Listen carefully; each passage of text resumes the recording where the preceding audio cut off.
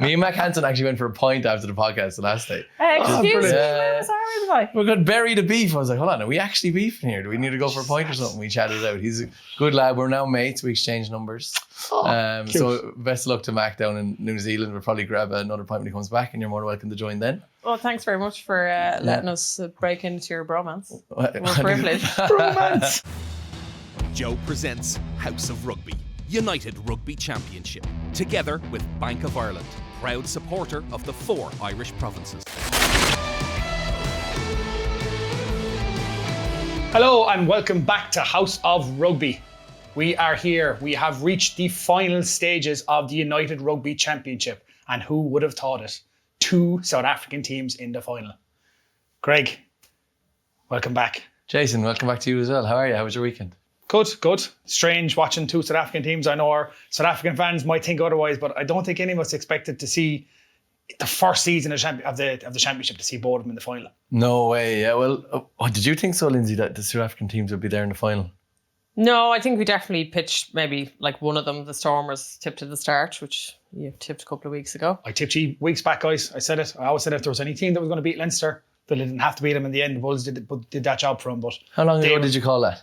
Good few weeks back. I've been saying it for weeks. They've looked like the stronger team. Sure. What have they got now? 15 games unbeaten. So it wasn't much of a call. Like, I was just basing it on the fact that they played so well in winning matches. Yeah, I think they only lost 4 games, and their last game was back in February against Connacht, which was one of the only Irish teams to go down to South Africa and win on the road. So yeah, they've had actually the 2 most consistent teams in the second half of the season, if I'm up for correction, have made the final. Now, if you had said that at the start of the season, obviously my money was on Leinster, but I also hoped for a 5th star and it just crumbled. So yeah, my money was on Leinster up till 10 days ago still. Like, I thought, obviously Stormers and Bulls are most consistent, but Leinster obviously as well. But we kind of spoke about that last week. But I was actually over at Royal Ascot, and I was over at the Premiership Rugby final, and a couple of times people were like, did you watch the South African final? And I kept going, South African final? What? There's no South African league.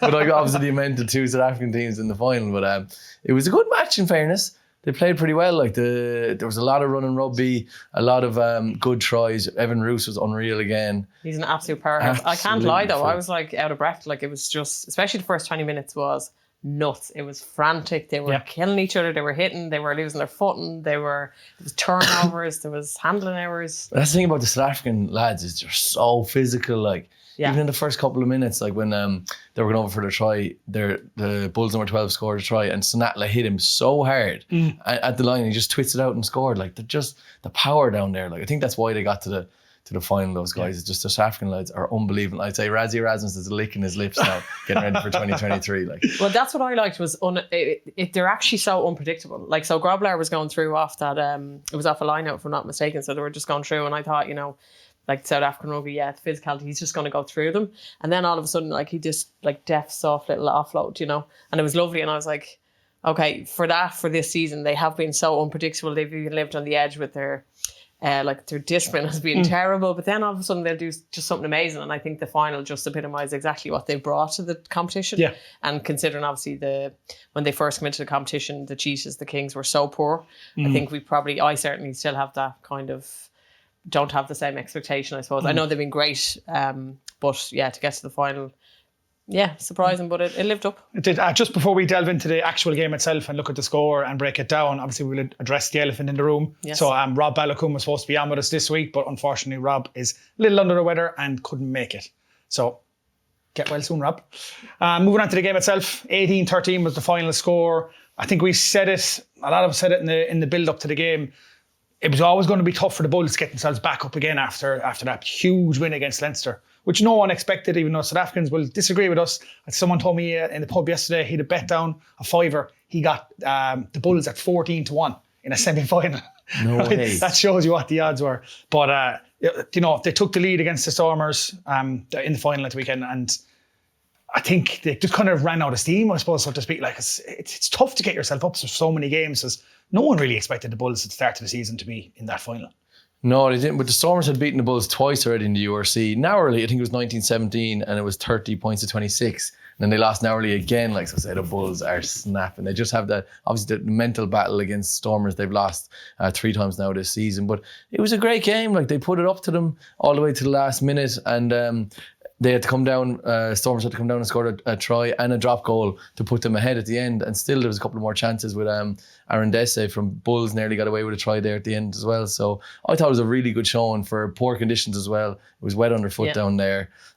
So like props to the South African teams. Like they well deserved it. Stormers are missing Zaston as well. Eli Zast, who's the top scorer in the championship this year, like, and still managed to get a win. But obviously Ruse, I think Ruse is it the Players, Riders Player and URC. He won all 3 awards this year that you could win. Like, I mean, that guy has been a phenomenal revelation this year. And he's in the Springbok squad now as well, isn't he? Yeah, there's been obviously, I think 13 players between both squads have been called into the summer test series against Wales. So that's testament to how well the teams have done. But to be honest, I think Bulls would be kicking themselves. I thought certainly the first half they had the upper hand against the Stormers. But I think... they'd just be kicking themselves with, they'd get breaks and then they'd leave themselves isolated. And then it was just, it was a battle of the breakdowns with so many turnovers at breakdown for both teams. So there's a lot of handling errors, A lot of handling errors. The underfooting, you said, I think I seen the scrum and it was, you never want to see this kind of wave in the scrum, but I was like, I'd say it's so hard when your underfoot is so soft to actually get a grip and get some, what your stability and your power in the scrum. So I thought it was a cracking game, but if I'm honest, I think Bulls could have gone in at halftime a little bit further up. Yeah, they conceded 7 penalties in the first half. So like, I mean, if you rack up 7 penalties in the first half in any game, like, you're doing yourself no favours. Yeah, you want to keep that. Yeah, that's your quota for the whole game. Oh, you can't be giving away 7 penalties. 100%. We normally, before we move on, like, we'd look at a try of the week and a jukebox of the week. Like, because there's only one game, we're just going to do one try and one jukebox. But because of the way it happened, we're actually giving the try and the jukebox to the same movement from Ruse. So Ruse scoring that try, and how many players did he bash through to score that? He must have bashed through 3 or 4. I think 5. There's just so many, and I thought he was stopped, and then he just kept powering over, and then this big just giant right arm just put it down. I was like, you had actually no right to even move your arm, let alone score the try. Like, he was phenomenal. Yeah, it was phenomenal. The guy came in behind him, kind of like not truck and trailer, but gave him that extra shunt that kind of pushed him on again, and then the reach out. It was just incredible finish. Like, he deserves all the accolades and the titles, I think, for this year. I think there was one big hit in him. And the commentator was like, that's what, what were the Bulls going to do? And basically they had 3 men to stop him, like, and now 3 simultaneously just for the one tackle, just to put him down. And he didn't even lose gain line nor break it. It's just like he stood still where he was. It's just like... And do you know what was great to see from the final was that, I know they only had 50% capacity because in COVID's still pretty bad down in South Africa, but they sold it out, the 50% capacity, and they probably would have double sold it if they could, which was really good to see. And the viewership on this podcast has been really good from South Africa as well. So it's great to have South African fans listening, watching, supporting their guys. Like, it's unreal. I think it's going to be great for the European Championship as well next year now. Yeah, they were saying that. I can't remember where I listened to the Punditry at the weekend on Premier Sports, or was somewhere else on the weekend, but like, you have to remember that all these South African fans for the last few years have been playing against New Zealand teams and Australian teams, having to get up at 6 or 7 o'clock in the morning to watch their teams. Now they can sit down and relax on a Saturday at 6:30 and watch their teams play. Or whatever. So it's an hour of the difference they get. So it could be a 5:30 or 6:30 or 7:30 kickoff. Think of the difference. Like, I mean, if you had to get up and watch Munster, I find it tough sometimes to watch Munster at 7:30 at night. Mine 7:30 in the morning. You know what I mean? So I think that brings it, it brings it back into their time zone. They can go out, they can enjoy themselves, they can follow their teams, and even go into the matches and stuff as well. And that's the thing with the South Africa. I was lucky enough to play in the Cape Town Sevens, and it's my favourite leg by far out of all 10 because of the culture. We got straight off the bus when we arrived in Cape Town.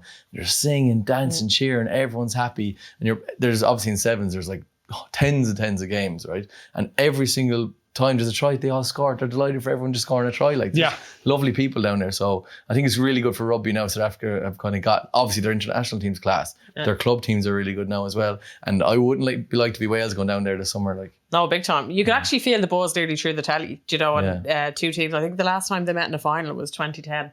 And the Bulls actually won that. It was obviously Super Rugby for them and their league, whatever. But you could see the buzz, and obviously, like, no more than our provinces, that they were just up for it. And yeah, there was that bit of camaraderie, but there was like tit for tat and dig for dig, and they were just buzzing off it, and you could feel the energy. So I would have loved to have seen a full capacity stadium. But like when we played the Barbarians and we played the South African women's team, like you said, like we were up there, we were having dinner at the aftermatch, and they just started singing, and the whole room stopped. We're like, it was like brilliant. Goosebumps, the energy, and then we all got up and like we didn't know the songs, but we could clap along to the beat, and they're just a nation that just loves their rugby, and you can just feel it after them. They're so passionate, but I think it sometimes gets the better of them, because in that game, Colonel Hendricks had a head-high tackle on Ro Pinel, was it? Ruan Nell, yeah. I just want to ask you about that. Like, do you reckon like, it could have been red, couldn't it? Do you know what, man? I just think this day and age, anything above the neck, it just has to be red straight away, because it's so dangerous. Like, we'll talk about concussion further on in this podcast. Like, and the 2 yellow cards in the Premiership final. 2 yellow cards in the Premiership, which should have probably been red. Yeah. And I would kind of used to have the opinion of, tough love, get up, man, when you stop being a pussy about it. But this day and age, you got to be watching your neck, your head, your brain. I think it should have been red. Anything above here needs to be red from now on, in my opinion. What do you think? I think we need consistency now with this, because some weeks it's like we're arguing whether it was a yellow or red. I think just to save players and referees just making a decision that it's just across the board. Like, we're always trying to look for mitigating factors, but each player is different, how they're going to react. And, how are you going to gauge the force just because it's hitting somewhere? Do you know what I mean? So I think if we just level it across the board, then above the head. Yeah, exactly. We've seen too many players retire over the last few years, like at 27, 28, 29, because of concussion. Well, there's so many lawsuits going on at the moment, like behind closed doors, of players who can't remember playing in finals and matches and all. It's really, really sad, and it's only going to get worse from here. Of course. And obviously a counter argument to this is, I was actually at the Premiership final, as I said, and we saw the high tackle, and we were like, oh no, it's going to be red now, game's going to be over, is what most people's opinions were.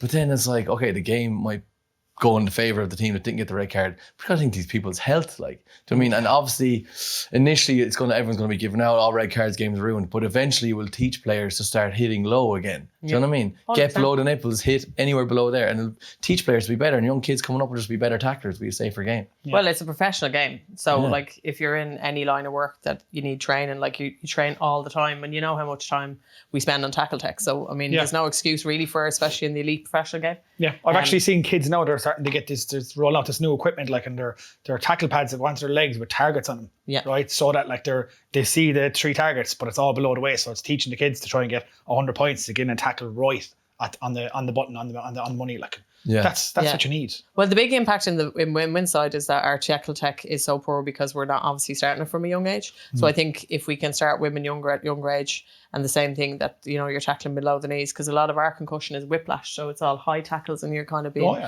shoved back. So I think all in all, whether we're talking about male or female, I think just to grassroots and just get in.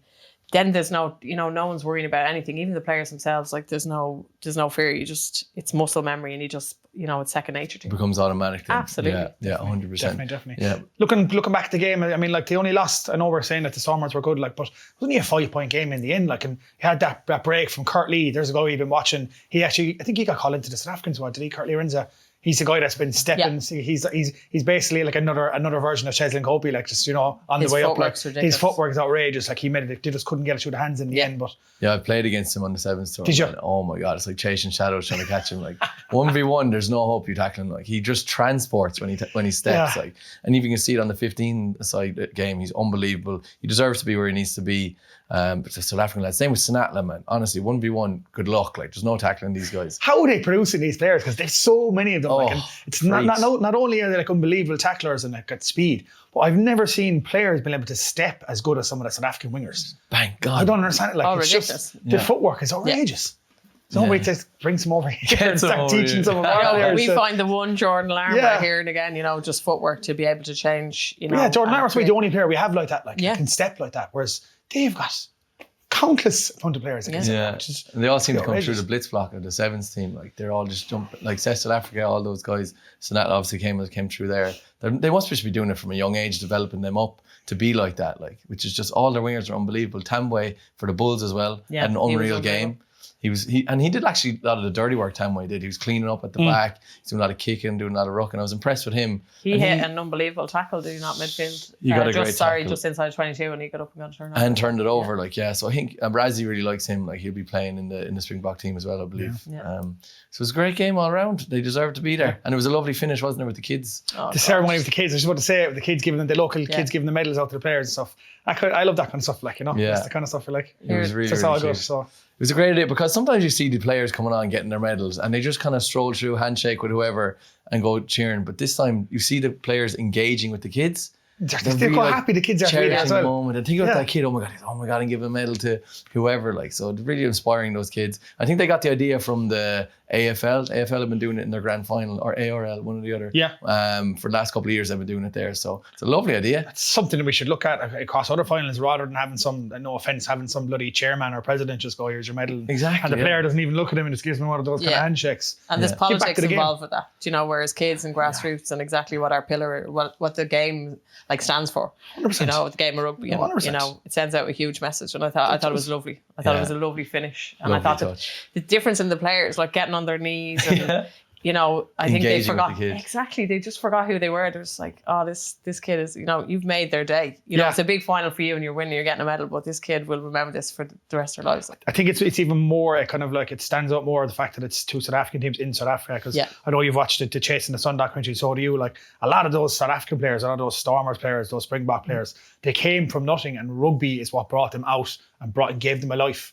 You know what I mean? Like, and to them, like you know, that could have been the next Sia Khaleesi, like one of those kids could be the next cousin Kobe. And he's like, remember that time I shook this guy's hand in the URC final? Yeah. And that could be the inspiration for them to go on and be Blitzbacher or Springboks or pro players with the Stormers or whatever it is, you know. Humble beginnings to greatness, and that's the legacy they leave. That's what it's all about. That's what they live by. But what does this mean going forwards for the South African teams? I mean, if you look at it, like, they're after getting 2 teams in the final, they absolutely blitzed us in the second half of the season. They came into this tournament off the back of a Lions tour, missing a lot of their players. They were ravaged by COVID more than any of the other teams in the other countries in the URC. So for the first half of the season, they were playing basically with one arm and one leg, essentially. You know what I mean? And next season, they're coming straight in, fresh, all their players. Hopefully, they'll be able to take off that capacity thing going on with the stadium, so they'll be able to get full capacity in. So they're actually probably going to come in for a better Sandfoot. Now, you are adding in European rugby in there, which is going to take a lot out of them. But I think they're probably going to be even tougher to beat next year. What do you think, Lindsay? See, I'm wondering, like, so we kind of have this, I think we would have brought it up in shows, obviously, like, say, Leinster trying to juggle their internationals, European Cup, and they done it really well. And I know I got a tweet during the week, you know, saying about Leinster were tired. I wasn't saying physically tired because it was good rotation, but mentally tired to get up for a long season. Like, so we're talking about September all the way through to now and all the games they would have had, and mentally to get up for that. But I think for the South Africans, I think they're going to come in and really stir the pot, which I'm excited to see. They're going to ruffle a lot of feathers in European competition. But what will that mean for how well they did in the URC? How are they going to balance? Whereas they're, you know, it's a big pool of players now to try and accommodate their series. Obviously, we have a World Cup coming up in 2023. So how will Rassie manage all of his players then? You know, so it's an extra dynamic, which I'm interested to see how they do. But I do think they're going to come in buoyant mood now, as I said, to put another trophy in the Southern Hemisphere on South African soil. So I think they're going to ruffle feathers. I think they're going to be successful. But I'd be interested at the cost of a different trophy. Yeah, I think they'll do really well in the Champions Cup. They're going to spice it up a little bit. Love to see them against the English teams and the French teams, going down there, just kind of bullying them a little bit.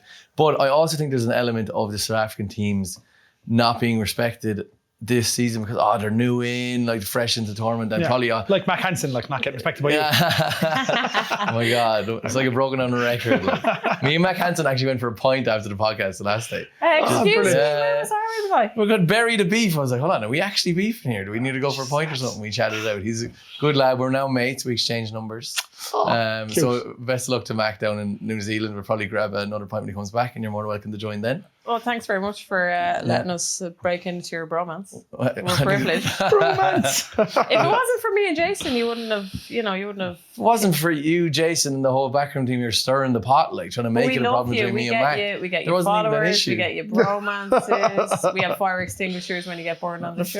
We got your back. I won't be taking a side of the fence anymore in this podcast anyway. Anyway, back to my point about the South Africans. I think the other teams in the URC didn't have as much respect for them and preparation for them mentally as they should have, because probably a bit of a residue from the Cheetahs and the Lions and Southern Kings, like, South African teams aren't able for the URC. And then they caught them on the hop when they were prepared at the second end of the season, going down to South Africa, like in the climate, in the conditions. And the other thing is what Rassie's done really well is he's brought all the best players back to playing club rugby in South Africa. So they're just together all the time. He's a really good culture built in South African rugby in general. So, but I think that now for next season, the URC, the rest of the teams will be mentally prepared. Like, big month down in South Africa now, guys. You ready to go for this?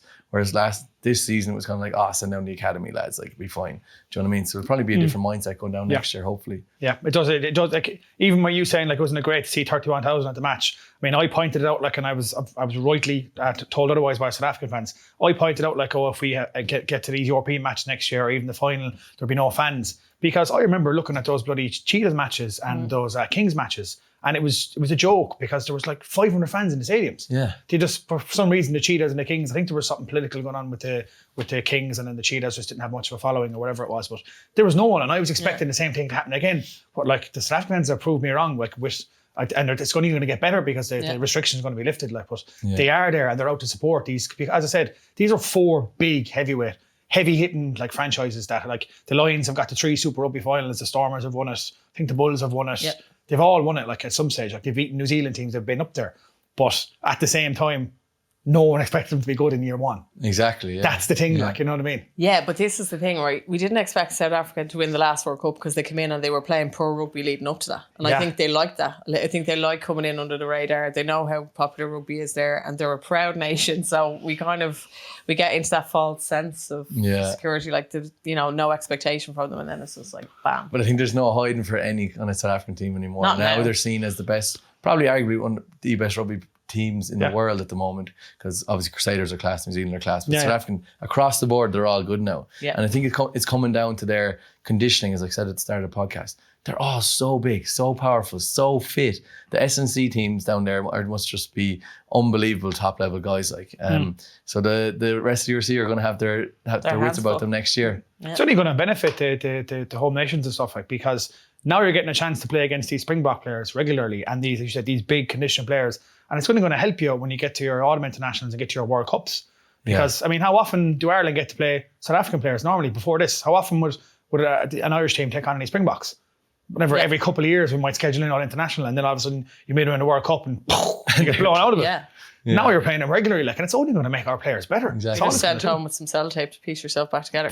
And that'll be the one good thing I think about the semi-final loss, not only for Leinster, is to, like, how are they going to like create plan B against the more physical teams, but even for Ireland, because as a nation we're never going to be, unless we get some chemical to help us grow. I mean, we're never going to be a big nation. It's just in their DNA. We're not going to be able to compete with them physically. Like, you have to and that's why we need to have our own game plan against Southern Hemispheres, and I don't think we're going to get it unless we're actually playing them. So I think, hugely positive. I could see one of them coming in and winning the Champions Cup at this rate next year. Well, I can't wait for the French and England that you've said they're going to be fighting. I just send them down to Toulouse or Toulon down to play Stormers or something. What a battle. Like, skin and hair flying. There'll be casualties on that one. You should bring the pod down there. Great stuff. Now, before we move on to the news, guys, as predicted, Connacht's Cian Prendergast is heading to New Zealand this summer, and we had a chance to catch up with him recently to speak about his journey and his life with Connacht. I played a small bit of minis when I was like 10, but I didn't really have much interest in it. Like, I don't think I was fond of standing around in the cold. Like, I think I wanted to play soccer. I think when I was younger, I wanted to play for Manchester United in soccer. So that was the thing. Like, so I was like, I want to play soccer, and I played Gaelic football and I did athletics and all that. So kind of tried my hand at everything, but didn't really fully start playing rugby. I knew how to play rugby. I'd played with my dad. I'd played in the back garden. I'd played with my friends on the green and stuff. So I fully committed to it when I went to Newbridge. Wasn't that good now until I was about like 15 and I hit a bit of a growth spurt. I fancied myself as a bit of an out half. I thought I was going to be the next Johnny Sexton, like, but no, I was. And then they were like, "Why don't you try second row or back row?" Because I think I went from like 5'10" to 6'4" in the summer or something. And they were like, "You should probably try back row or second row." I was like, "You know what, I will, yeah." And that was it. I got a phone call off Noel Mack during lockdown in like about April, I think, lockdown or May, and it was like, "Listen, we don't have a place for you." And look, the world came crashing down around me at that time. I didn't know what I was going to do. And then about 36 hours later, I get a phone call from Eric. And he was like, "We'd like to offer you a place in the Connacht Academy." And look, I'll be forever grateful for that, because it was a second chance for me. And then, look, like, you have conversations with lads and you're chatting to lads and they're saying they got an offer in Leinster. And at the time, you're very jealous. But look, I wouldn't change my path for anything, really, because everyone was really nice, introducing themselves, like people like Peter O'Mahony and Josh Van der Fleer coming up to me and like offering help. And telling me like, if I need this, come to me, like I'll sit down with you and have a look at this if you want and stuff like that, which was awesome. Like, and like they nearly sit down with me for like an hour and a half on the computer and just look at things with me, which was phenomenal for me as an individual. And then like Andy and Paul and Simon and Caddy are all like, they were phenomenal, like in terms of like just trying to help you, but obviously they demand a standard as well. So they're saying, this is what you have, like this is what we expect of you, and they give you like a small bit of leeway at the start, but then once you're in, like you understand it straight away. Like definitely it would be a dream come true. Like I think any player in Ireland, I think if you ask them, you get to go on a tour to New Zealand for however long, 4 or 3 weeks, they'd bite your hand off. Like it would be an incredible experience. Like it would be awesome, but like, look, if it happens, it happens. And I like to think I've done well this season and I've made great progress as a player. So look, like I'm at peace with whatever happens, because to be honest, the season has been great for me so far and I've learned a lot. So great stuff. Just seems like a top lad, doesn't he, in general? You know what I mean? It's just a nice guy. He's been through a lot, didn't give up on his career. And yes, you are going to New Zealand. Just was shot a few weeks ago, so I'd say he's over the moon. Oh, I'm delighted for him. I genuinely, if you're listening, Cian, fair play to you. I think you've been a standout for Connacht. I think you've been a standout player. We've spoken for weeks, haven't we, Greg, about rewarding players? And I think certainly for me, he's been one that needs to be rewarded, and I hope he takes this opportunity. Yeah, he's literally that saying of be so good you can't be ignored. Yeah. He was just constantly, how many man of matches did he get, like playing out in the sports ground? So consistent. He's really young as well, which I'd love to see Andy Farrell just going, yeah, bring him in. He's done the job. I hope he gets a good few minutes down there now. That's the next thing for him to get in. I'm not going to make a call. The fact that we have the Maori games, like he's going to, like he's guaranteed to at least start 2 of those. So like that's, the Maori games, definitely, the midweek games. Without a doubt, he'll at least start him, which I think that's so good that we have those games. A good old-fashioned tour. We said it multiple times, because if it was just 3 tests against the All Blacks, he might not have got the minutes. He might not have been brought in the first place. Yeah, and that's my first time actually seeing him have a proper interview where he's kind of candid. He seems like a really nice guy. Like, I'd only ever seen him aggressive on the pitch or saw him at the RPI Awards collecting an award. Like, seems like a really genuine guy, down to earth. He's like, I'm at peace. I just had a good season, which is nice. He's not cocky, like a nice humble guy. So based off that, I think he's going to go really far. Well, I think the fact that he said about second chances, he was in for the Six Nations camp as a development player, so he would have picked up an awful lot. I think, when you go into Ireland camp, there's nowhere to hide. You have big personalities, as you know, that call you out, and that's what you need, and it's make or break. So it seems like he's taken that opportunity, a bit like Tyg Byrne, who would have had a second opportunity when he was let go from Leinster, and just maybe changes your attitude. Not that he had one before, but to look at the glass half full, half empty. It's mad to think the academy system, that guys we could have lost along the way. Like, you could have lost him if Eric didn't pick up the phone and call him. And the likes of, another one example in Connacht is Conor Fitzgerald. He got dropped by Munster and was going to like do his college degree, and he got a call off Connacht to come up and have a trial, and now he's a senior player in Connacht. Class. Yeah, class. Like, imagine how many lads have slipped through the ropes like that. But then I suppose you look at the IRFU and we only have 4 professional teams, like, and that's then 4 academies with 10 to 20 guys in it. And there's how many unbelievable private schools and public schools playing rugby. There's guys slipping through the net like that, but so that's the nature of it, really, isn't it? That's it. Looking at the Irish squad itself, I suppose we look at the names that kind of popped out. Well, first of all, our boy Mack is in, as we predicted. Of course, he's going to be there. Congrats, Mack. Looking at the guys, there's obviously the usual names are in there that we expected, but Jordan Larmour getting called back in, that's good to see. Obviously, he's been in incredible form recently. Jimmy O'Brien is in there, another good one to see. Kieran Frawley's in there. It's a good person. I'm delighted to see him. Yeah, Harry Byrne, another one again. So they really seem like. What do you think about Harry's set on the fact that they really want to get Harry in there, like over Ross or anyone else. So I don't know. I still personally haven't seen enough of him yet. I haven't seen enough of him for everyone. Obviously, they see more of him in training and stuff, but I haven't seen enough of him for matches where this guy is going to be the saviour, or is going to be the guy that can step up and replace Johnny Sexton, or be a deputy, or overtake Carberry at the moment. So be interesting to see if he gets a start, and surely he'll get a start in one of those Maori games. He's only 34 caps for Leinster, which I find strange considering there's so many games. I think he's very injury prone. And I heard a commentator last night about it saying, very must be awkward at their dinner table where your brother's standing there not after going. So I saw my hair went out to Ross. I played with Ross coming up, and I was friendly enough to him. I was like, imagine that. He's obviously delighted for his younger brother. Of course, but still, it's mixed emotions though, isn't it? Mixed emotions. We had Ross on the pod a few weeks ago, and he's like, he knows how good he is. He just wants that chance again, and he's like, I want to be in the Irish shirt. So say that's not an easy pill for him to swallow. Who knows? You could still get called out. No, big time. And they must see something in Harry though. It's kind of like, because he hasn't pulled up any trees really over since he's come in. Like, and we keep saying, "Oh, this guy's class. He's brilliant." Like, but maybe what has he done? I was trying to think. I was like, why? What is Andy Farrell and Mike Hatton sitting down and going, why they're picking Harry over Ross? And I think it's because Harry plays a bit of 12 as well. I know Ross could play 12, but Harry 12 has been playing 12 with Harry, whereas Ross was at 10 this year. So maybe it's like, I'll bring him down. He can cover a centre position for us if we need. Point. I think that's what's pushed him to get down there instead of Ross. Then they brought Frawley. They have Frawley can play 10 as well. And centre. Yeah. So it was kind of strange. I don't know. I think this, from what I've heard from Harry in training, he's just a lot more confident and that bit more like rootless 10. Like he's a bit more like the Johnny directing. Now again, take that with a pinch of salt. It's hearsay. But I think it was the Glasgow game in the quarterfinal. Did he come on? And I just felt he did dictate it. He did a lovely show and go. We made a break. He was giving balls on the gain line, which is very Johnny-esque as well, which you need in that type of game. So maybe, like you said, we haven't seen enough of him because he's only had this short amount of experience.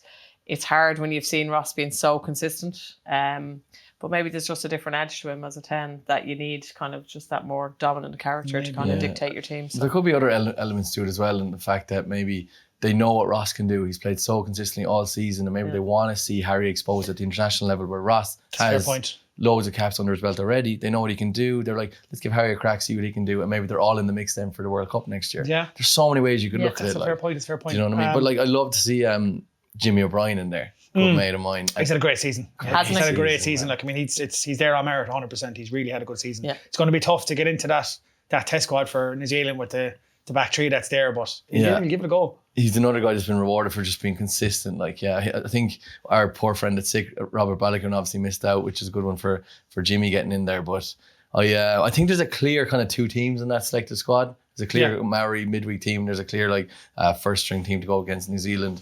And which I think there's no one really that missed out in that back line for me. Obviously, Robbie, we just mentioned. But I would have liked to see Nathan Doak going down there. Yeah, we said that, but you know, I mean, maybe I probably could have left Murray at home, couldn't you? And brought Nathan Doak, maybe. No, this is oh my God. Well, what is your thoughts on that, Mr. O'Shea? Swiftly moving on to the forwards. Nothing too crazy there. Jeremy Lockman, there's a guy, somebody might agree with me, disagree with me. He was playing some serious rugby there a couple of seasons ago, and then he got a bad injury. He has struggled to find the form since he came back, but he's a damn good player. Yeah, and he is. We don't have an awful lot of props there at the moment. And it's good to see him get out there and give it a go, because at his best, he can be a very good prop. He just needs. He's had an up and down season, but he is a decent player. Yeah, really, and that'll probably go well. Just maybe a bit of confidence, 5 weeks together in the camp. That's it. Bring him along. Well, it's Joe McCarthy's in there as well. That's running. Ty Byrne is back in. And Ty Byrne hasn't played since the Six Nations, I don't think. No. So that's good to see him there. He must be on the mend and nearly back if that's the case. Kieran Treadwell getting pulled back in again. Yeah, Kieran Treadwell will be pulled back in. Coombs is in there as well after only come back recently. Obviously, we said Cian Prendergast in there. Nick Timoney's in there. What do you think of his selection, and will he get some game time? Because obviously he is one man who needs rewarding. He's had a huge... Yeah, he's a guy. Well, he's not gonna break into that. Don't see him getting into that back row. No, but he should be rewarded for a really, really standout season for us. Yeah, I mean, it's a tough one. I suppose the last few weeks, Conan hasn't been playing his best rugby. Doris hasn't been great the last couple of weeks either. Van Fleer is still class, so there could be someone could break in to maybe that eight jersey. I think Van der Fleer's not lots of news in the spot. But I think someone could break in and maybe take Conan's jersey if his form keeps slipping, because you've got 3 or 4 back rows there banging on the door. You just don't know come New Zealand. Yeah. Actually, a question for you, for both Munster men, actually, because Jerry Flannery was saying last night that Jack O'Donoghue was one name he felt was left out. Now, if I'm right, and I'm not a Munster fan, but I wore my Munster red piece today, Jack O'Donoghue was the Munster Player of the Year. Am I right? Yeah, he's been fantastic this year, but... Thoughts? Should he make that? It's tough. I think once again, who do you drop? I think it's really tough, Jack O'Donoghue not getting brought as well, because he obviously he was like up and coming back row a couple of years ago, got his cap, and was like, this guy's going to push on and play 100 caps for Ireland. Then he slipped off a bit of form, but this season he's been incredible. Like Cian Prendergast, every week he's nearly getting man to match. He's captain Munster, so consistent. He's really intelligent bloke as well. I know him years, so he'd be able to run a line out for you, covers the whole back row nearly. It's just such a selection headache. He's captain Munster as well, so he's got that leadership skills. Yeah, sorry. Yeah. Leadership skills. It's such a selection headache, obviously, for this for Andy Farrell. Like, it's like another guy that I think missed out as well as Conor Oliver, who's been so consistent. And you could obviously interchange him and Nick Timney. I just think very similar players. Maybe Nick Timney gets through a lot more. I think he had 20 tackles or something in his last couple of games. His tackles and his turnover rate was so maybe that's ridiculous. why Nick just got in a Conor. Like, but I think he's another guy that could have been brought down. Yeah. But we're mentioning all these guys like going down there. Just how long are they down there for? 5 weeks. 5 weeks. Yeah. I'd say more guys are going to get flown down. Like. Well, hopefully. I think it's a good headache for us to have, and I think the same thing. That was one point actually Jerry made as well, was that Jack Donoghue is a big line-out option as regards a caller. Like Pete O'Mahony really is the standout now at the minute for the line-out. And like we've seen that with Stormers and Bulls. Like I thought Bulls were like fabulous in their line-out, you know, in their set piece, and it's so key. So internationally, set piece is going to be so key if we're going to, you know, go down, you know, to New Zealand and make, whether it's a Maori game or against the All Blacks themselves, like your set piece is key. So especially line out, like Leinster faltered in the semi-final for their line out, I thought, in their set piece overall. So for me as the very proud forward, I think it's a good headache to have, but it'll be interesting. It's going to be a good tour, lads. I mean, I don't know if it's just me, like, but this is the most excited I've been for an Irish tour in a long time. Because I think it's because, like, for two reasons: the fact that we haven't had a summer tour in a while because of COVID, and second of all, then come back to that traditional format. Like, you know, I keep saying it, come back to that traditional format of the two midweek games and the three. It feels like it's like an extra bonus Lions tour that we're having, and it's the All Blacks as well, and Ireland are playing well, good squad. It's going to be class, lads. It's going to be it's still like a little mini Lions tour for us to watch in the summer. Like, do you think they can go down and win the series? I think I don't see why not, to be honest with you. I mean, I maintain they will win at least one test and probably lose a test, and then it'll come down to just they're deaf. Normally you'd go down with the mindset, like, come back over the years, like, and you'd be like, not a hope. Yeah. But you can see them winning it. They probably won't win the series, but they could. Well, I'd like that nice conundrum where we probably, if we're going to lose it, we definitely win a game and we've had good performances. And yeah, but you're right. Like, we go down there and, like, you know, we're optimistic. Oh no, if we're winning a score or it's not double figures that we've lost by. But I would like to see it, but I don't want us to then lose to one of ourselves. But we're going to win the World Cup next year. We like, won't get pumped down there. Like, there was times we used to go to New Zealand not that long ago, come back 4, 5, 6 years ago, like, and you go down and you'd lose 60-0. I still remember that. I was a young fella coming up as a teenager, just breaking into the Munster Academy. I'll never forget Ireland losing 60-0 against New Zealand. That's not that long ago. Like. Oh my God, man, it's embarrassing. Like, I just couldn't believe it. And then, as you're saying there about the fact that we're now being like, we could go down there and win. Like, it's such a positive place to be that we've gone that far in a couple of seasons. Like, we're not afraid of the All Blacks anymore. We're not afraid of. No, and you know what else, well, we're going to offer you, because your little bromance is just interrupted for the next couple of weeks. Me and Jason will be your company and we can support Mack together. Is that all right? Yeah, it suits me. That suits me. Right, so moving on from Irish, because I know we could sit down and talk about the Irish team and the New Zealand tour for another hour, I'd say. Yeah. But moving on, Premiership Rugby final. You were at it over the weekend. I was. Cracking game. Thankfully, Leicester won, and great little story there with Freddie Burns getting the last minute drop goal, who in his first Premiership final, a guy who's has been a servant to the Premiership over the last how many years, decade and a bit, like. But what was it like over in Twickers? Yeah, it was nearly sold out. I'd say like 95%. It was unbelievable, which is great because Saracens are in the final, and Saracens have a poor following. They just don't have a massive following, which is, for some reason, I find it really weird because they've been so dominant for the last couple of years. But they don't have great travelling fans. The place was full of Leicester fans screaming their heads off. I actually thought the game was pretty boring up until it started pretty quick, but obviously nerves and whatever's going on. And then the middle of the game was just like so much kicking, there wasn't much happening, very tactile. And then Freddie Burns comes on and gets his moment in the sun, and he just kicks it over, which is unbelievable. But I was watching it and I was like, when's he going to step up? Like, he has to go for the drop goal here. And he kept going back and forth. I was behind the post where he's kicking to. And I was like, he has to step up. Like, this is his moment. Like, do you know what I mean? And there was a perfect opportunity where he was directly in front of the post and he went for one more phase. I was like, no, he bottled it. He's not going to go for it. And then he went for it from the side and he actually dead ducked it kind of, but he still got it over the post. And just what a moment for him, man. As you said, he's been a stalwart in Premiership Rugby for how long now? And he got his moment, and he'll be talking about that until the day he die over a pint, I'd say. Well, nice little clip of him, wasn't it, on Twitter with his sunglasses, and I think he was playing Queen in the background. He has a Premiership trophy to the right. Oh, he's eating McDonald's. Like, I mean, that's championship right there. It's absolutely brilliant. Like, and as you're saying, he's a nice guy, look. Yeah, and as you're saying there, Jason, like, I think it's great. Nothing against Saracens now, but I think it's great that Saracens didn't win the Premiership this year, because obviously the whole wage cap thing, they got knocked down to the Championship, dominated down there, came back up, and if they won the Premiership straight away, it would have been like, they would have been so, like, I don't know, like look at us, we're obviously the best, like, you know, don't knock us down again. So good for Leicester to win it. I think we're a really good culture club. They've fought back in the last couple of years to get to where they are now, because a couple of seasons ago, man, they were really bad. Like they were all over the place. They were shocking, big time. They were in big trouble. They're back to who they are now, and I'm just really happy for Leicester as a whole team, like, because I think they have a really good culture, similar enough to us in Munster, like, you know, really good rugby town, like, so delighted for those guys. It's good to see it, like, I mean, and you can come back from anything, like, so Munster, maybe Munster might come back and win something. Yeah, listen, there's only room for one miracle per season, so moving on. Looking at the games, sorry, we touched on it earlier on, was those 2 yellow cards. There was one against Saracens, the Saracens 9 in the first half, first 20 minutes. Yeah. It's a pretty bad shoulder to the jaw shot.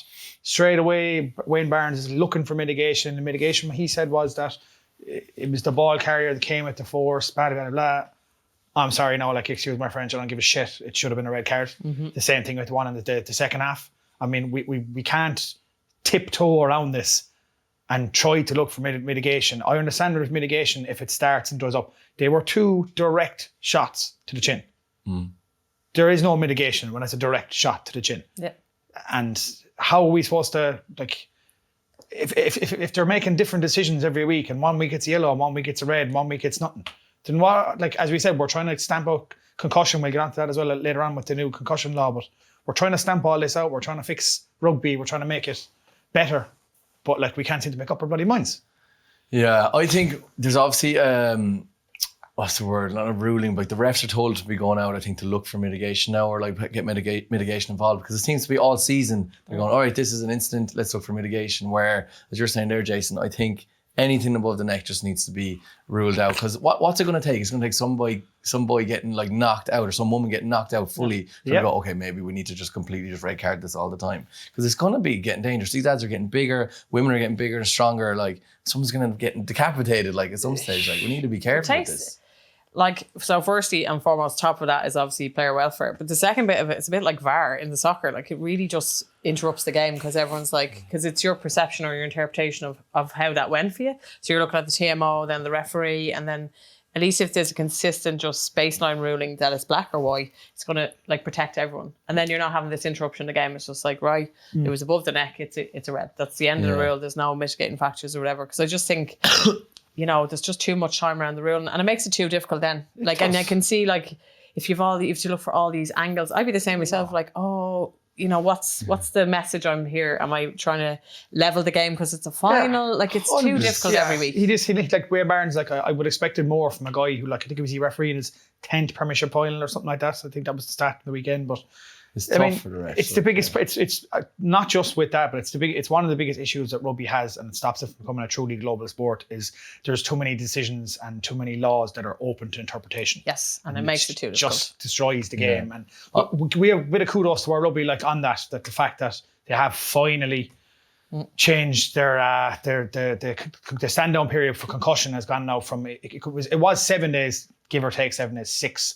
Now they've added 5 days, so it has 12 days now minimum, which I think is only a step forward, like, and it's something that should have been there a long time ago. Oh yeah, because the like, you know, a player gone through it, you know yourself, like, the symptoms for concussion, especially for women now with studies, like, it's the onset. It's different from person to person because it's your makeup, it's your DNA, it's like happens. So the onset is, I don't know how you could do 7 days, and it would have happened for us internationally. The rulings for when we're in international, but then when we're in club, when you're back to kind of like being an amateur player as such, like, it's totally different. And even we do the gain line, you know, so you're understanding a concussion at international, and I'm open for questioning this, but I don't remember doing it ever at club.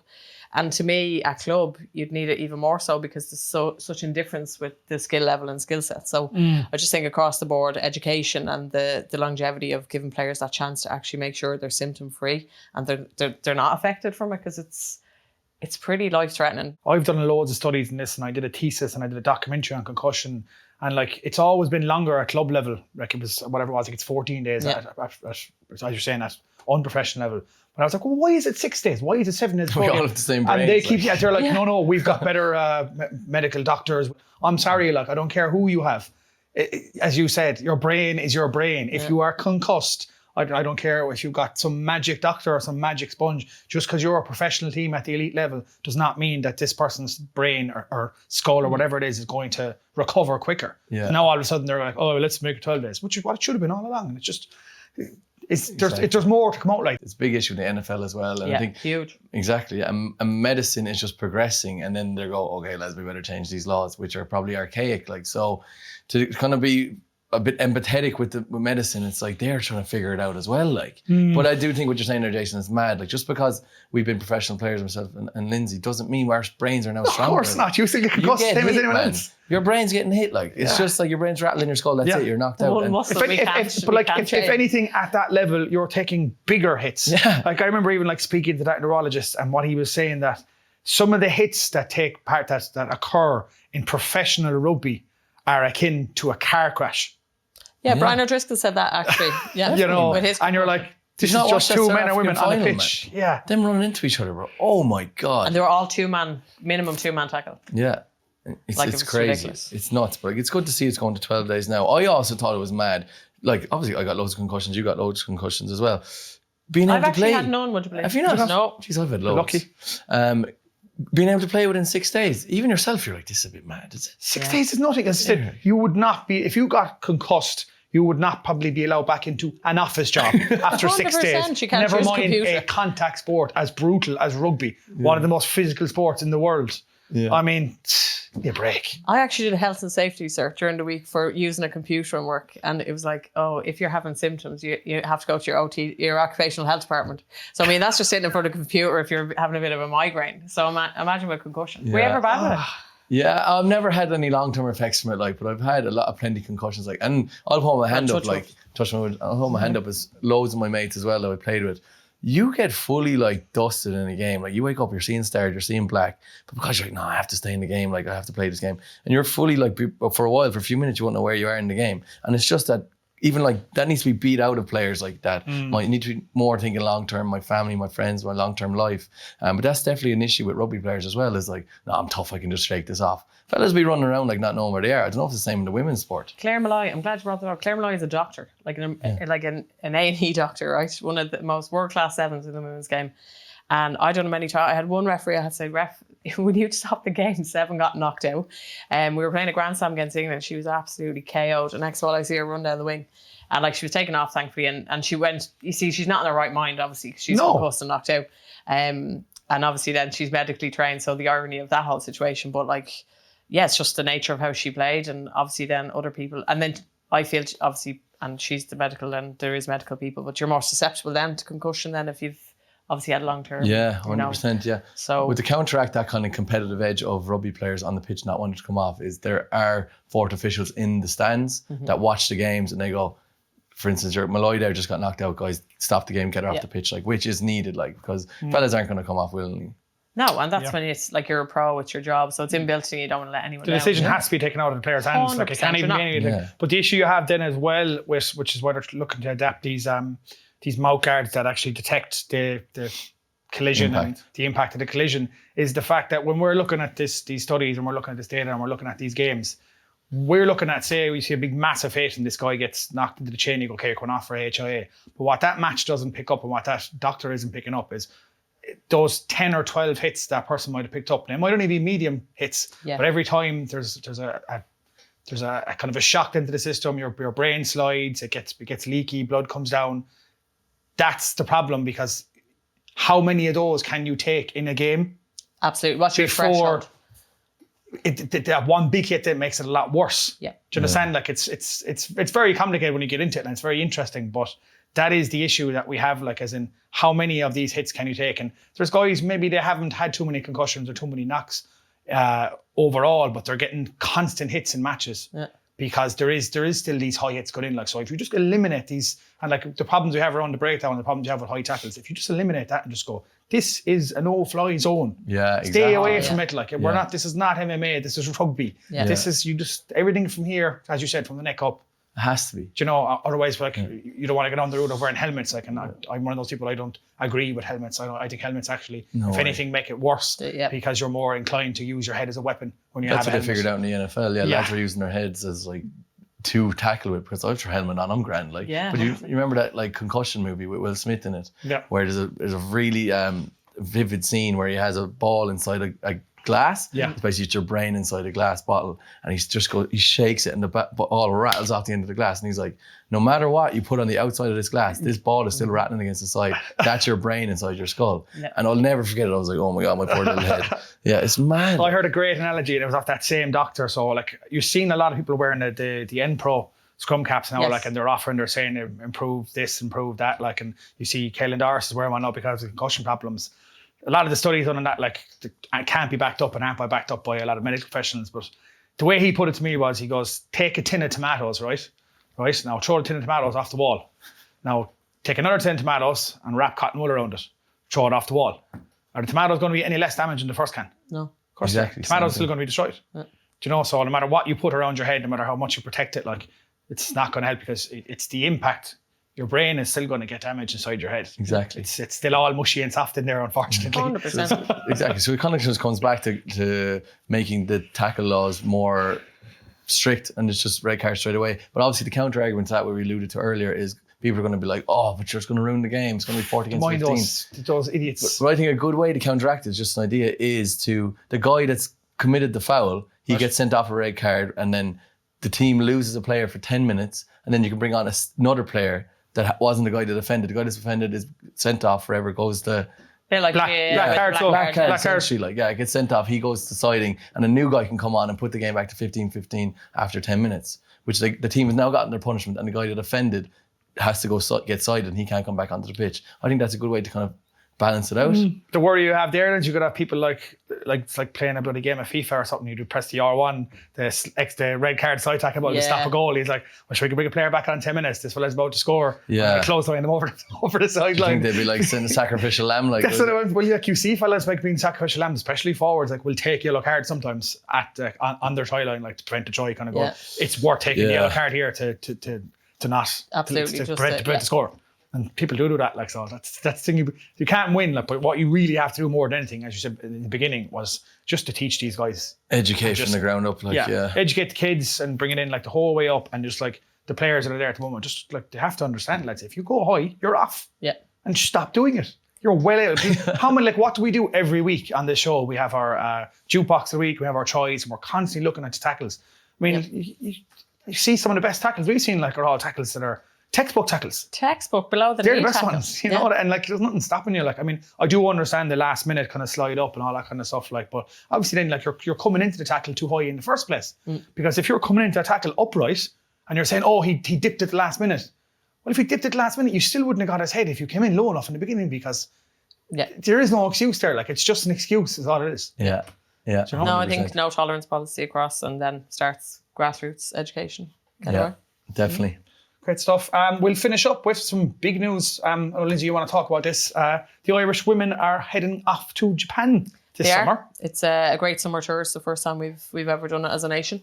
In my time anyway, that I know of. So the lads will go over for a game on the 20th of August and the 27th, and they're going to play in Tokyo. Is definitely one of the games on the 27th, and Fukuoka, am I right with that? The first one. So that's a big win for us. But obviously, I'm hoping we'll have some more games kind of from August to April, because obviously the Women's World Cup is on and we're not in it. Of course. But I mean, listen, that is the factor. Like we said, like, the lads will have 5 weeks down in New Zealand, for Greg Williams and his coaching staff and the players themselves to have, like, I think they're going to have a camp here before they actually travel the 2 weeks to Japan. So that's 3 weeks together to blood new players, to build your culture, to build that camaraderie. And look, no amount of time in camp, you know, week on, week off can do that. So I think it's going to be hopefully the making of a big, you know, big foundations for this journey for this team. Yeah, I definitely think World Rugby need to make games for Irish teams, or not just the Irish team, that girls that aren't in the World Cup for that August to April period, because if there wasn't going to be this Japan tour, girls were going to go from playing the Six Nations to the following Six Nations without playing international rugby again. Am I right saying that? 100%, yeah. And then next year we have that, like, so our seeding will come into play for the global calendar, which will be in 2023 post that Six Nations. That's way too long without playing international rugby. How are you supposed to progress after all the talk we've done in this podcast about progressing international women's rugby and not having them play for like a year at international level? Sure. How is that going to work? Like, it's not, and that's why I think the 2 games are unbelievable. Absolutely, it's credit to them for doing this. Credit where it's due. But like more games is now needed. You are absolutely right. If World Rugby want to grow the game like they would have done, and they have done it with the kind of third tier, like the likes of Georgia and some of the like Southern Hemisphere island teams, like to grow the game globally, you need to get those nations investment. They need to get games. They need to be playing, internationally regularly, and that's no more for Ireland, especially. So it'll just be a money issue stopping them creating like a second level series while the World Cup's going on, like. Yeah, I think it's definitely feasible. Obviously, it always comes back to the conundrum for us that the girls are amateur, and they have jobs. But again, I think with planning and early, if the players can get it early, I think employers have been so good. I know my own employer, the health service, have been so good. So I think Ireland as a nation, we're sport lovers, so we would never stand in the way of athletes progressing. We've seen that even in grassroots and GAA. So like a women's autumn internationals, I think, just makes a lot of sense. Could we look at double headers there? Like we've seen a lot of success in that recent England. We've seen with the Barbarians, seen England doing it, where they put on double headers. Where you go, you rock on at 2:00, and you get the women to play, and then the men play, and you're getting a full day out of it. And just makes sense. Sure, we got to play in Twickenham when the poor men got struck down the last time. So and we had 1.15 million watches. So there you go. Like key. If we do that, like because Ireland are going to have a couple of games in November as well. Like let's bring it all together and let's make a double header, like, and it's a great excuse for fans because like you get to go out for like 5 or 6 hours and get pissed instead of going out for one, and it's like a baseball game or something. You're out for the full day, like, and you've got 2 really high quality matches to watch. But see this, right? I'm glad you brought this up. One, like, so the conundrum for the women's game is we want to grow it, but the other side is it has to be a product. So to try and do both is a conundrum that one has to lose out on the other. We have to grow the game first before we can make a product. However, if we can start, I've never played in the Aviva. Yeah. Funny story, my son, as we were going over, so I'm originally north side, we drive back from Nana's and we go and we see what he calls the railway stadium, which is the Aviva. He said, Mama, what sports they play there? And I said, rugby, baby. And he goes, and what rugby? And I said, Irish rugby. And he said, but I've seen you play for Ireland. I said, you have? And he said, but I've never seen you play there. And I said, no, I've never played there. Only the men are allowed to play there. And he said, that's not fair. Who made that decision? I wanted to fume them, And I was like, I know. And like to him, he's a 6-year-old. And even this morning, I don't know what we came up about. I don't know, a gender pay gap. Now, I don't even know why he asked me that question. And I said, he brought that up, that topic of conversation. Something came up about, I said, kids the gender pay. Clever these days. I'm telling you, like, compared to us when we were younger, like. He just said, what's that mean? I said, well, you're a boy and you get paid more money. And like, this is not, don't get me wrong, I'm just retelling you a story of a 6-year-old. And he was like, well, that's not fair. I was like, listen, if it was only so simple. But look, my goal, I said this, I think it was an interview in 2019 for the Union Cup, and we did the launch with Nigel Owens I remember in the Aviva. It was just fantastic. And I remember my one point was, if there was anything I could have wished for my career, it was just to play once in the Aviva in an orange jersey. And that's the goal I think we'd love to see for the girls. I'd love to see a double header. That's what I'm saying. Like, I mean, like, there's no, as you said, like, you're trying to build a product, right? Okay. A lot of the time, like, until you watch the game, like, a lot of people are stubborn, like, I'm not watching the game, I have no interest in it. Then when they watch it, they're like, this is pretty good. But they're not inclined to watch it in the first place. So if you're kind of like, well, we're here now, we might as well watch it. And then all of a sudden you'll get new fans. I mean, there's a lot of things I've done in my life, a lot of things we've all done in our lives. You're like, I don't think I'd like that. Or I don't think I'd eat that. Like, and you're like, oh, that's actually pretty good. Yeah. And you're like, Jesus, I'm glad I tried that. So like, you're like, they're going to be in the stadium. It's like, lads, show up there a couple hours early. You might not get everyone to show up for it, but you still might get, if there's 55,000 going watch in Ireland, maybe 25 of them show up and watch women. And then all of a sudden, like, you might get another 5,000 fans out of that. And it might take a couple of years, but they'll piggyback off them. And then the men's team can help them grow the product. And then they go, right, so lads, now you can go do your own matches and you can get 20,000 in your own, which is what they've done in England. And they're getting 15, 20,000 at their games. Do you remember the England-Ireland game over in England this year in the Six Nations? It was nearly sold out stadium, was it? That was in Leicester Tigers. I was at that game and I swear to God, Greg, it was cracking because Leicester itself is obviously a big rugby hub.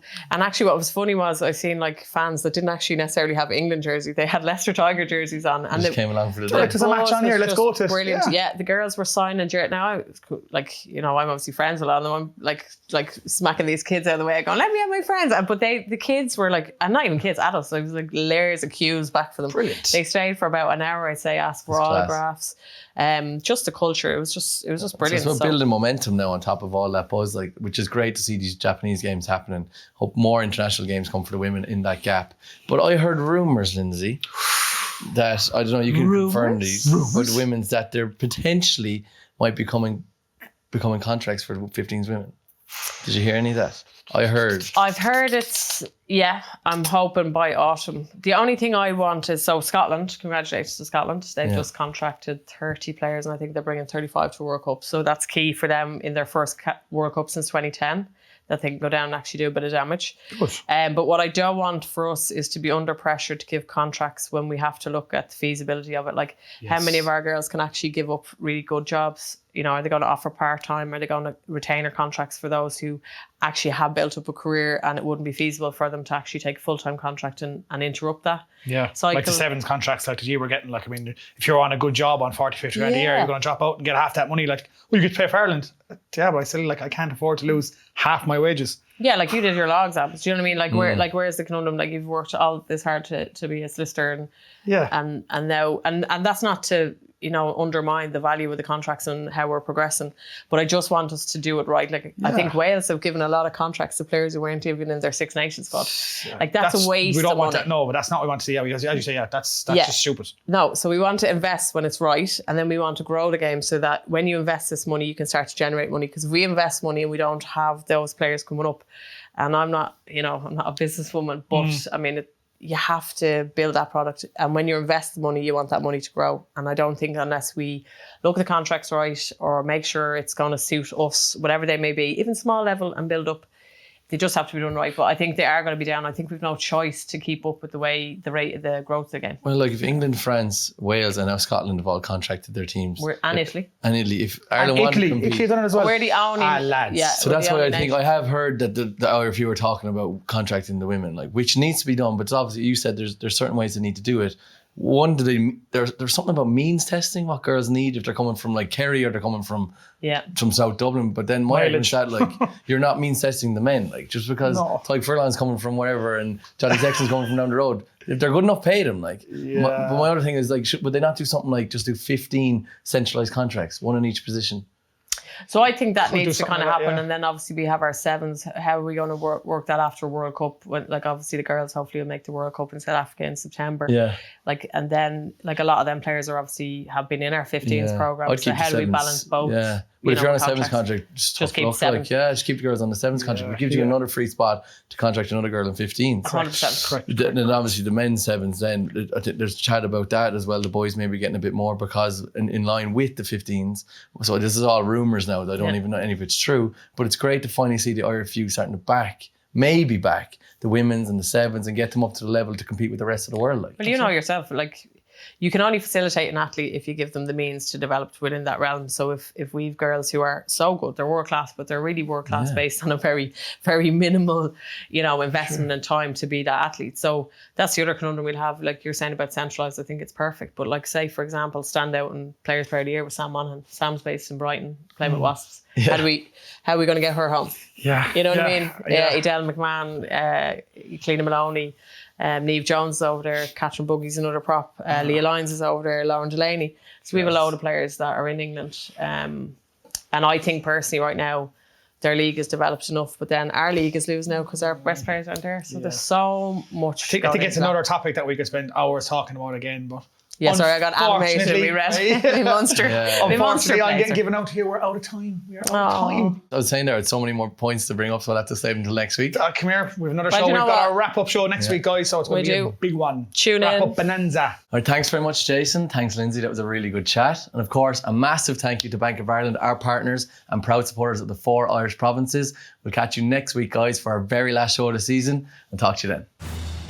Joe presents House of Rugby, United Rugby Championship, together with Bank of Ireland, proud supporter of the 4 Irish provinces.